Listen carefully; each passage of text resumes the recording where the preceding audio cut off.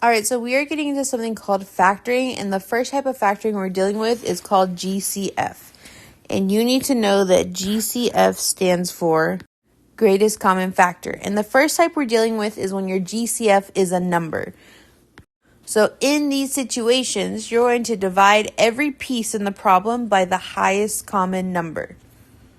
So when I'm looking at example 1, I see that I have 2 pieces here.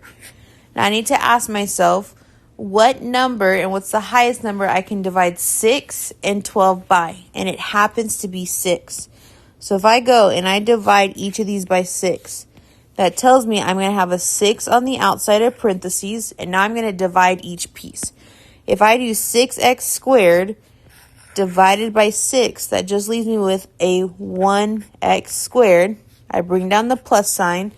And then this 12 divided by 6 leaves me with a 2. And this is your final answer for just the number GCF.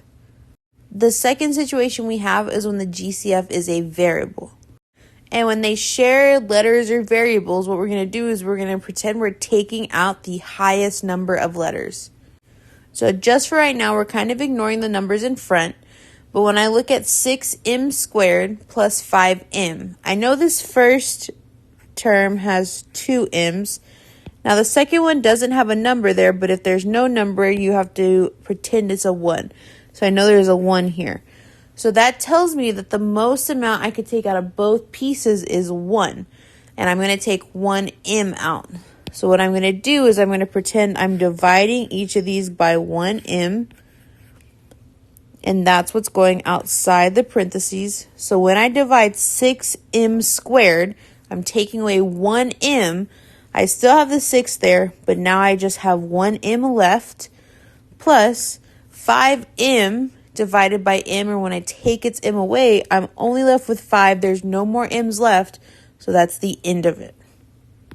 Now, this last part is what you're going to see more common. It's when you have a combination.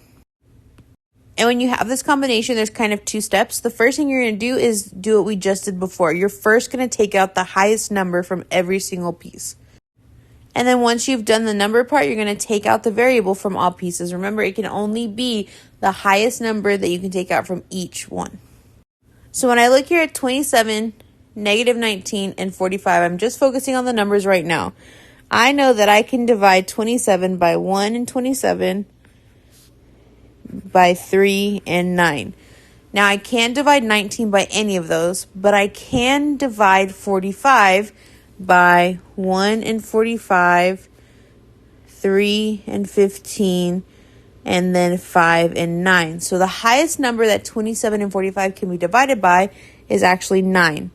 I can't divide 19 by that though. So if I can't do that, that tells me I can't divide it by a number.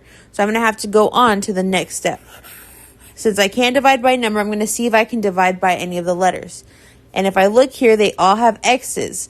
This first one has 2 x's. The 19x just has 1. And the last one has 5. So that tells me the most I can take out is 1. So I'm going to be dividing each piece by 1x. So that means the x goes on the outside. And when I do that, I'm left with 27. I took away one of its x's, so I'm still left with 1. Minus 19. I took away its x, so it doesn't have any. Plus 45. Had x to the 5, had 5 x's, and I took 1 away. So now it's x to the 4th. Example 2, we're going to go ahead and start again where we're looking at the numbers. 26 I can divide by 1 and 26. I can do 2 and 13, and that's about it. 13 I can do 1 and 13, and then 39 I can do 1 and 39, and then 3 and 13. So all these have that common factor of 13, which means I'm going to divide every single piece by 13 first. So what I'm going to do is I'm going to put that 13 on the outside. When I divide 26 by 13, I'm left with 2. I still have x to the 5th minus 13 divided by 13 is 1, so it kind of is imaginary.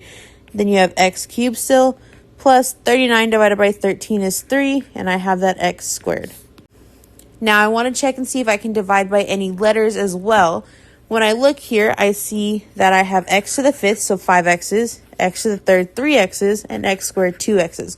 So that tells me I can take out some x's. The most amount I can take out, though, depends on this exponent, and I can only take out the smallest one. That tells me that I'm going to take out 2 x's from every single piece. So I'm going to actually divide this first piece by x squared, the second piece by x squared, and the third piece by x squared.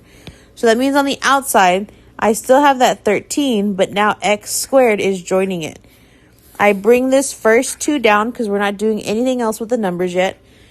I have x to the 5th, and I'm taking away 2 x's, so that leaves me with x to the 3rd, minus, I have x cubed, I'm taking away 2 x's, so it leaves me with x, plus I have 3 x squared, I'm taking away its 2 x's, there's none left. So this would be your final answer for factoring with a GCF here.